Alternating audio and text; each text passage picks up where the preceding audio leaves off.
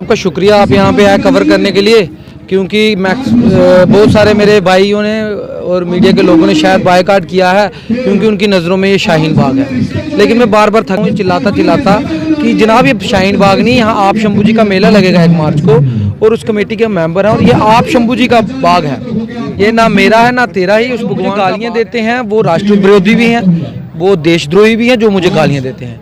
और मैं पक्का हिंदू हूँ और मेरा पक्का सनातन धर्म हिंदू तो हो गया, हिंदुस्तान में रहने वाला मुस्लिम भी हिंदू है। ये बार बार मुस्लिमों को जतलाया जाता है कि मुस्लिम हिंदू नहीं है।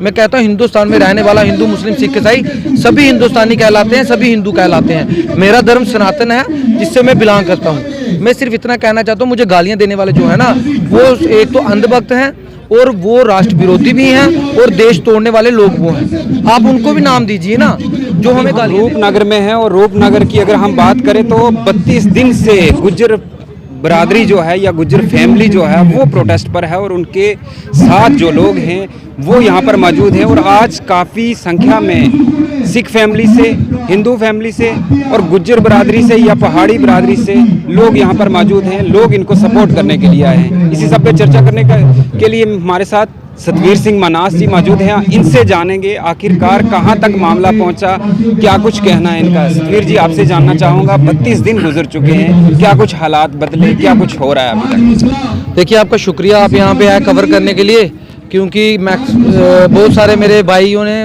और मीडिया के लोगों ने शायद बायकॉट किया है क्योंकि उनकी नज़रों में ये शाहीन बाग है। लेकिन मैं बार बार थक चिल्लाता कि जनाब ये शाहीन बाग नहीं, यहाँ आप शंभू जी का मेला लगेगा 1 मार्च को और उस कमेटी के मेंबर हैं और ये आप शंभू जी का बाग है, ये ना मेरा है ना तेरा ही। उस भगवान का बाग है जिसमें हिंदू मुस्लिम सिख ईसाई रहते हैं। और जबकि उनको पता भी था, उसके बाद एक प्रोपेगेंडा चलाया गया और कुछ लीडरों ने भी प्रोपेगेंडा चलाया ये शाहीन बाग है, ये कम्युनल होगा। आज देख लीजिए जनता कितनी है। हमने आपसे जानना चाहूँगा, क्या आप हिंदू नहीं हैं? क्या आप असली हिंदू नहीं हैं? आप यहाँ पर बैठे हैं, आपको पता नहीं है ये शाहीन बाग है या नहीं है? देखिए, जो मुझे गालियाँ देते हैं वो राष्ट्र विरोधी भी हैं, वो देशद्रोही भी हैं जो मुझे गालियाँ देते हैं। और मैं पक्का हिंदू हूँ और मेरा पक्का सनातन धर्म हिंदू तो हो गया, हिंदुस्तान में रहने वाला मुस्लिम भी हिंदू है। ये बार बार मुस्लिमों को जतलाया जाता है कि मुस्लिम हिंदू नहीं है। मैं कहता हूँ हिंदुस्तान में रहने वाला हिंदू मुस्लिम सिख ईसाई सभी हिंदुस्तानी कहलाते हैं, सभी हिंदू कहलाते हैं। मेरा धर्म सनातन है जिससे मैं बिलोंग करता हूँ। मैं सिर्फ इतना कहना चाहता हूँ, मुझे गालियाँ देने वाले जो है ना वो एक तो अंधभक्त हैं और वो राष्ट्र विरोधी भी हैं और देश तोड़ने वाले लोग वो हैं। आप उनको भी नाम दीजिए ना जो हमें गालियाँ देते हैं। मेरी बात सुनिए, एक भी मेरी तकरीर, इतने इंटरव्यू हुए, कभी सुना आपने कि मैं यहाँ मुस्लिमों में आके यहाँ पे इनके अल्लाह अकबर के जो भी ये स्लोगन्स हैं कभी यहाँ पे ये चले, या कभी मैंने हिंदुओं की तारीफ की? कभी नहीं की। मैंने इंसानियत की बात की, इंसानियत के शतों की बात की। मुझे नहीं पता कानून क्या चीज़ है, ये कानून के जानकार जानते होंगे या बड़े बड़े आला अफसरान जानते होंगे। मैं सिर्फ यहाँ पे इसलिए बैठा था, किसी वक्त पे इनको हमने बसाया था।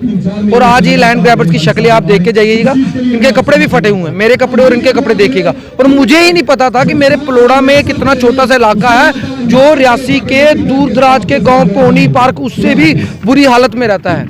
ये लैंड ग्रैबर है। अगर ये लैंड ग्रैबर होते ना, मैं जेडीए को समझाना चाहता हूँ कि ये सारी जगह बिक गई होती।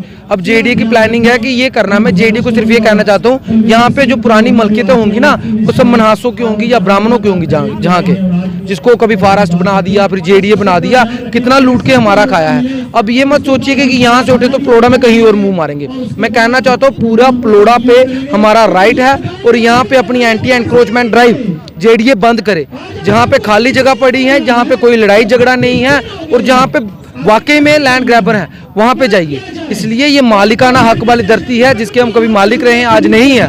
मुँह फाड़ के मैं कहता हूँ। लेकिन मैं ये भी कहता हूँ कि ये लोग 1947 से यहाँ पे रहते हैं, हम इनके छतों की लड़ाई लड़ रहे हैं। लेकिन कुछ लोगों ने वहाँ पे क्या कहा, लैंड ग्रैबर्स बैठे हुए हैं। मैं उनको कहना चाहता हूँ लैंड ग्रैबर्स तो जेडीए होगी जो हमारी खा गई। बिल्कुल, मैं आपसे जानना चाहूँगा अभी क्या सिचुएशन चल रही है, अभी क्या हालात को लेकर बात करें। लोग जानना चाहते हैं, जो लोग यहाँ नहीं पहुँच सकते वो ये जानना चाहते हैं कि वहाँ लोग बैठे हैं, क्या गवर्नमेंट से बात चल रही है, क्या गवर्नमेंट ने कुछ इनके साथ आश्वासन दिया है कि आप लोगों को किस तरह से जो है लिया जाएगा, आपको क्या कुछ आपको भी कुछ दिया जाएगा, या जिस तरह से निशान लगाए जा रहे हैं जेडीए जो अलाटीज को ज़मीन जो है प्लाट दिए जा रहे हैं, उसके साथ साथ इन लोगों के साथ किस तरह से बात चल रही है? देखिए, गवर्नमेंट का आपने एक बहुत अच्छा तरीका देखा होगा, आश्वासन डोगरी बोलना, दे भाषण ना रोटी ना राशन, वो हिसाब कर रही है गवर्नमेंट। भाषण में भाषण, ना रोटी ना राशन। कहने की बात है, उन्होंने कहा कि ठीक है 26 कनाल का डिस्प्यूट है, हम वहाँ पे कुछ नहीं करेंगे। तो हमने कहा कि 26 कनाल की निशानदेही कर दीजिए, पूरी जगह आपकी है, आप प्लाट काटिए, निशानदेही कर दीजिए, रिटर्न में दे दीजिए कि यहाँ पे जब तक हम आपके साथ नेगोशिएशन नहीं कर लेते तब तक यहाँ पे कोई कार्रवाई नहीं होगी। पहले दिन आना था, 26 कनाल की निशानदेही करनी थी, फिर उसके बाद एक रिटर्न में दे देना था कि हम अब इसके अंदर नहीं घुसेंगे, रिटर्न में दे देते, डिवकॉम साहब दे देते तो बात खत्म हो जाती, आप सारी जगह ले लेते। फिर उसके बावजूद आपने हमें उकसाने की कोशिश, देखिए पॉलिटिकल पार्टी उकसाए तो बात अलग है, बीजेपी कांग्रेस को उकसाए, कांग्रेस बीजेपी को उकसाए, वो चलता है।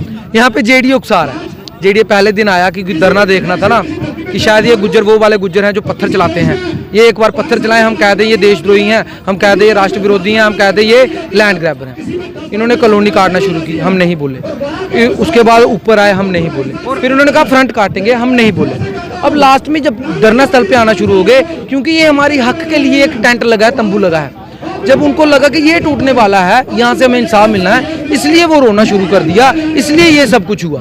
बाकी आप कहें इनको कोई पत्थर मारने के लिए नहीं हुआ। हमने ये भी कहा है हम पे बुलडोजर चढ़ जाएंगे, जो मर्जी चढ़ जाएंगे, हजारों की तादाद में आज भी लोग होंगे, लेकिन आप कुछ गलत एक्सपेक्ट करें वो नहीं होगा।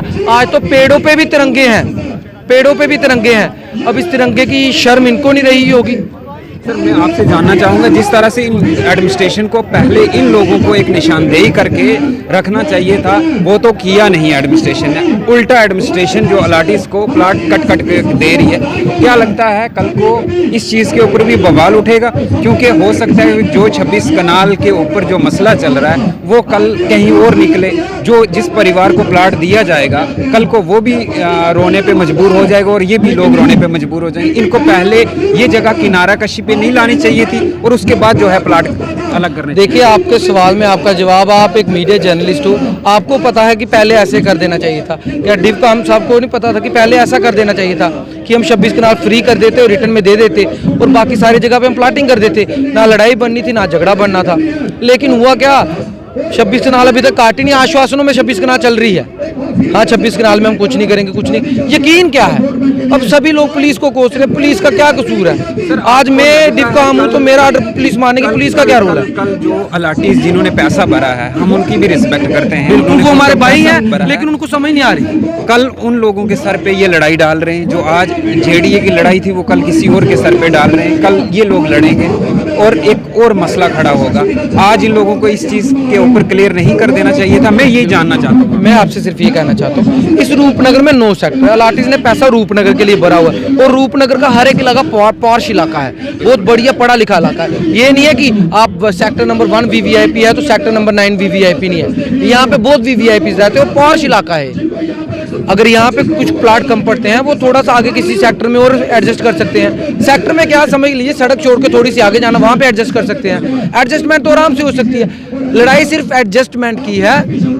जो इतने पढ़े लिखे मेरे भाई साहब हैं, हम अनपढ़ गवार नल्ले नलायक हैं, हम खुद मानते हैं। इतने पढ़े लिखे लोगों को समझ नहीं आ रही कि एडजस्टमेंट करनी है। एक छोटी सी एडजस्टमेंट के लिए इतना बड़ा बवाल बनाने की कोशिश कर रहे हैं। लेकिन आज भी सोच रहे होंगे शायद कोई बीच में से एक पत्थर चलाए, आगे से टीयर गैस चले, पंगा बन जाए और रविंदर रैना जी जो गुजरों के भाई हैं वो बैठ जाए। वहाँ पे सारे देशद्रोही बैठे हैं, वहाँ पे सारे नेता बैठे हैं, वहाँ पे सारे और अंधभक्तों की लाइन शुरू हो जाएगी। देशद्रोही, शाहीन बाग, चोर चोर। उन अंधभक्तों से मैं कह देना चाहता हूँ कि थोड़े दिन के बाद मैं आप सबको पता कहाँ देखूंगा, आप शंभू जी के मंदिर में मत्था टेकने आओगे।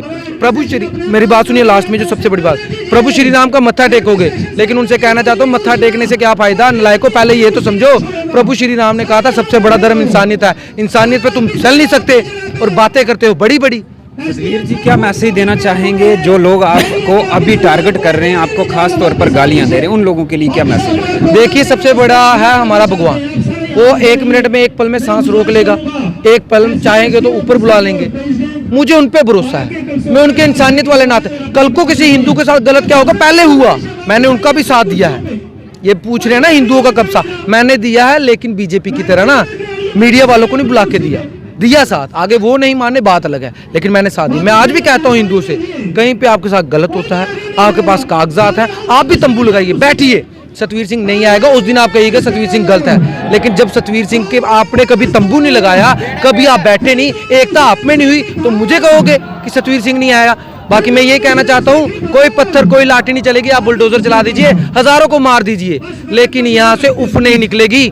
लेकिन देखना अब आपको है आने वाले वक्त में आपके साथ क्या होता है। जय हिंद, जय भारत, जय जम्मू कश्मीर। आप देख सकते हैं साफ तौर पर यहाँ पर हर तबके से लोग जो हैं इन लोगों की सपोर्ट में आए हुए हैं। कैमरामैन से दिखाने की कोशिश करेंगे आप यहाँ पर, चाहे वो डीडीसी लीडर हो, चाहे वो एक्स मिनिस्टर हो, हर कोई यहाँ पर मौजूद है।